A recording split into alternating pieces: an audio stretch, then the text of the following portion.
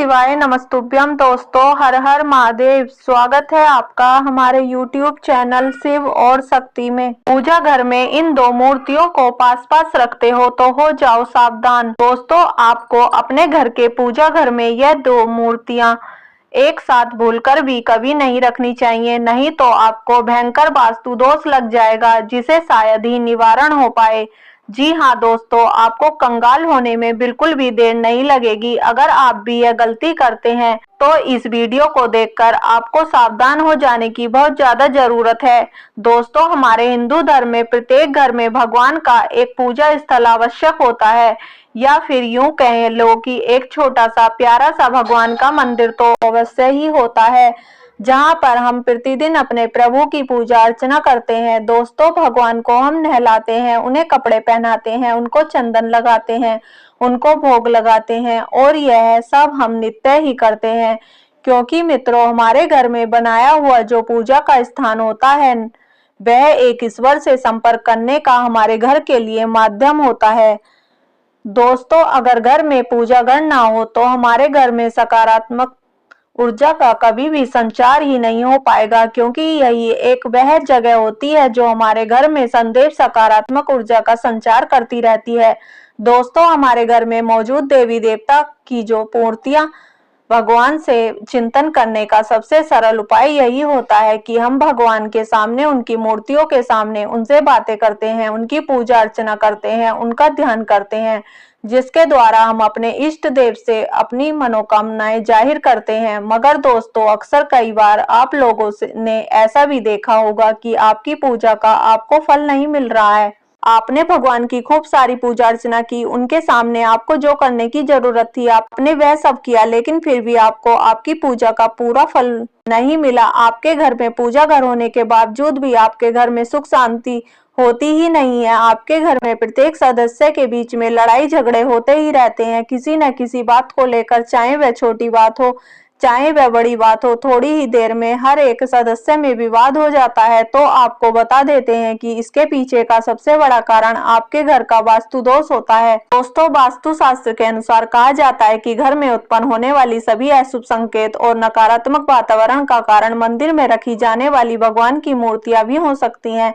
दोस्तों, आप सब तो यह समझते होंगे कि हमारे मन में आया हम भगवान की वही मूर्ति उठा लें और अपने मंदिर में लगा दी, लेकिन आपको थोड़ा सा सचेत रहने की जरूरत है। भगवान की मूर्ति रखने से पहले आपको थोड़ा ध्यान देना है, या फिर आपके घर के मंदिर का निर्माण अगर वास्तु दोष के हिसाब से नहीं किया गया होगा तो भी आपके घर में वास्तु दोष आ सकता है।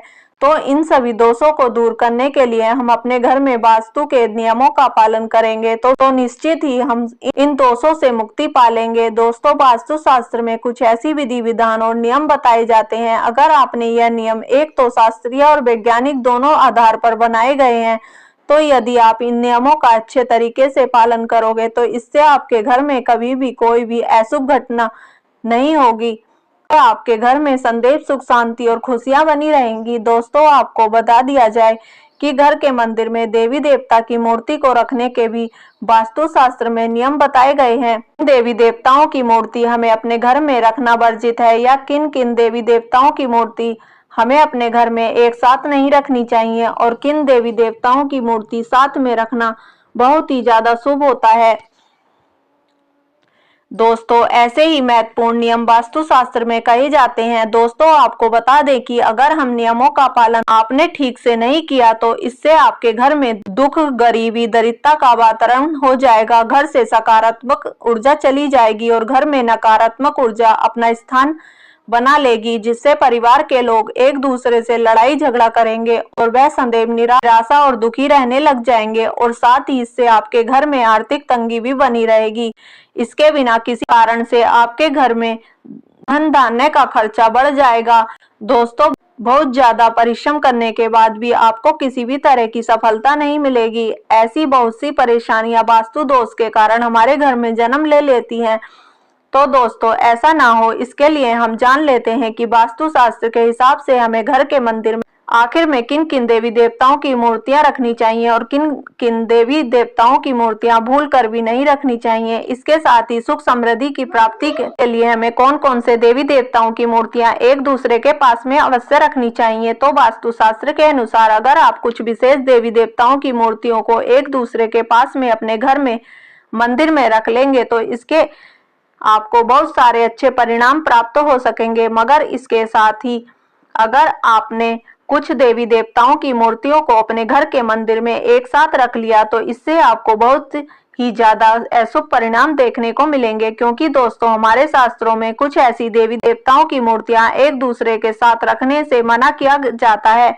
तो दोस्तों जानते हैं कि वह कौन सी मूर्तियां हैं जिनको हमें कभी भी एक साथ नहीं रखना चाहिए। तो दोस्तों वीडियो में आगे बढ़ने से पहले आप सभी से हाथ जोड़कर रिक्वेस्ट है कि वीडियो को लाइक करके चैनल को सब्सक्राइब करके पास वाली बेल आइकन को दबाकर इस वीडियो को अपने दोस्तों के साथ जरूर शेयर कर देना और कमेंट बॉक्स में एक बार हर हर महादेव अवश्य लिख देना। दोस्तों सबसे पहले हम यह जान लेते हैं कि घर के मंदिर में आखिर में हमें कौन कौन सी देवी देवताओं की मूर्तियां अवश्य ही रखनी चाहिए। तो दोस्तों बात करते हैं इसमें सबसे पहले जो है भगवान गणेश जी की मूर्ति। जैसे कि आप सभी जानते ही होंगे गणेश जी को प्रथम पूजनीय कहा जाता है और गणेश जी को विघ्नहर्ता भी कहते हैं। तो इसके लिए आपके घर के मंदिर में गणेश जी की मूर्ति होना बहुत ही ज्यादा जरूरी है। दोस्तों आपको यह बात तो अवश्य ही जान लेनी चाहिए कि गणेश जी की तस्वीर पूजा घर में कभी भी एक से अधिक नहीं रखनी चाहिए। दोस्तों विशेष तौर पर अगर गणेश जी की तस्वीर ऐसी हो जो कि माता लक्ष्मी के साथ हो और उनके बाएं तरफ विराजमान हो, यह बहुत ही ज्यादा अच्छा माना जाता है, क्योंकि दोस्तों ऐसी मूर्ति घर में कभी विघ्न को, सभी परेशानियों को, सभी नकारात्मक ऊर्जा को और समस्त समस्याओं को हमारे घर से बहुत ज्यादा दूर कर देती है। अब बात करते हैं दोस्तों दूसरी प्रतिमा की, तो वह खुद माता लक्ष्मी जी की ही प्रतिमा होती है। दोस्तों धन और समृद्धि का माता लक्ष्मी को बहुत बड़ा प्रतीक माना जाता है। अगर आप चाहते हैं कि आपके घर में धन और सुख समृद्धि आती रहे तो आपको अपने घर के मंदिर में पूजा स्थल में माता लक्ष्मी की एक मूर्ति तस्वीर अवश्य ही रखनी चाहिए। मगर आपको एक बात तो पता ही होनी चाहिए कि घर में पूजा स्थान में माता लक्ष्मी की अकेली तस्वीर घर के वास्तु के लिए कभी भी शुभ नहीं होती है। इसलिए आप इस बात का जरूर ध्यान रखें कि जब भी आप माता लक्ष्मी की मूर्ति या तस्वीर लेने जाएं तो माता लक्ष्मी के साथ भगवान नारायण की तस्वीर होना भी बहुत ज्यादा जरूरी होता है, क्योंकि दोस्तों जगत का पालन करने वाले भगवान नारायण माता लक्ष्मी के स्वामी यानी कि पति हैं और माता लक्ष्मी भगवान नारायण के बिना वह किसी भी घर में नहीं रहती हैं। और अगर आप चाहते हैं कि माता लक्ष्मी सदैव आपसे प्रसन्न रहे तो इसके लिए आपको सदैव माता लक्ष्मी से पहले भगवान नारायण की पूजा करनी चाहिए, क्योंकि दोस्तों ऐसा करने से घर में संपन्नता और वैभव सदैव बना रहता है।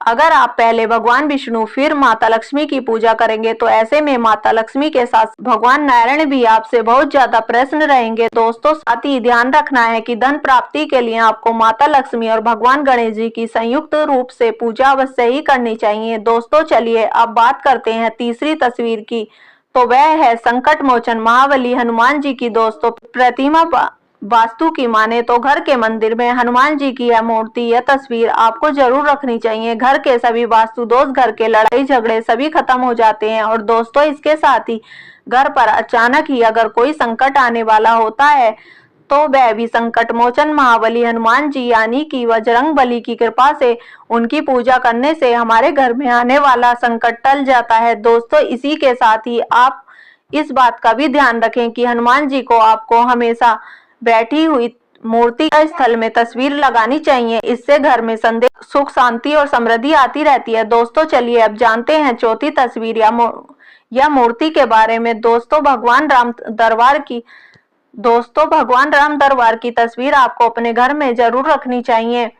दोस्तों अगर आप चाहते हैं कि घर के सभी सदस्यों के बीच में संदेह, प्रेम और विश्वास एकदम से बना रहे और घर की सभी पारिवारिक जो लड़ाई झगड़ा है वह खत्म हो जाए तो इसके लिए आपको भगवान राम दरबार वाली तस्वीर अवश्य ही रखनी चाहिए। तो यह मूर्तियां आपको पूजा घर में आवश्यक रूप से रखनी ही चाहिए। इसके अलावा आप जिस देवी देवता की पूजा करते हैं, जो आपके इष्ट देव हैं, उनको भी आप अपने घर के मंदिर में रख सकते हैं। दोस्तों, आपको एक बात का और विशेष रूप से ध्यान रखना है कि आपको कभी भी अपने पूर्वज की या अपने अमृत माता पिता की या अपने गुरु की तस्वीर को कभी भी भगवान के मंदिर में नहीं लगाना है, क्योंकि दोस्तों ऐसा करने से हमें घोर पाप लगता है, क्योंकि हम तो एक इंसान हैं और वह भगवान है। अगर हम अपने पूर्वजों को भगवान के समान दर्जा देते हैं तो यह गलत होगा। हाँ, हम यह नहीं कह रहे कि वह पूजनीय नहीं है। आपके परिवार वाली, आपकी पूर्वज, आपकी अमृत माता, गुरु सब पूजनीय है, लेकिन आपको उनकी तस्वीर को घर के मंदिर में नहीं बल्कि अपने घर के मंदिर में बाहर कहीं पर भी लगाओ, इससे कोई दिक्कत नहीं है। तो दोस्तों चलिए अब यह जान लेते हैं कि आखिर में घर के मंदिर में हमें किन किन देवी देवताओं की तस्वीर को कभी भी एक साथ में नहीं लगाना चाहिए। तो दोस्तों आपको बता दें कि जिसकी पूजा घर में यह तस्वीर या मूर्ति एक साथ होती है उसे घर में राजयोग बनता है। मित्रों, अगर हम अपने घर के पूजा घर में कुछ मूर्तियों के साथ कुछ अन्य मूर्तियां भी रख देते हैं तो आप यकीन नहीं मानोगे, इससे आपकी किस्मत यकीनन ही बदल जाती है और देखते ही देखते हमारे जीवन की सारी कंगाली धीरे धीरे समाप्त होने लग जाती है। तो इसमें सबसे पहले अगर हम किसी मूर्ति की बात करें तो वह आप भगवान कृष्ण के भक्त हैं और उनकी मूर्ति घर के मंदिर में रखते हैं तो उनके साथ आपको राधा रानी की मूर्ति भी अवश्य ही रखनी चाहिए। अगर आप देखो दोस्तों, भगवान श्री कृष्ण की लड्डू गोपाल के रूप में पूजा करते हैं तो राधा रानी की मूर्ति रखो या ना रखो वह आपकी मर्जी है, लेकिन अगर आप भगवान कृष्ण जब बड़े रूप में थे, अगर आप उसे रूप में भगवान कृष्ण की मूर्ति अपने घर में रखते हैं तो उनके साथ राधा रानी होना बहुत ही ज्यादा जरूरी होता है, क्योंकि दोस्तों कहा जाता है जहाँ पर राधा रानी होती है वहां पर भगवान श्री कृष्ण खुद ही चले आते हैं।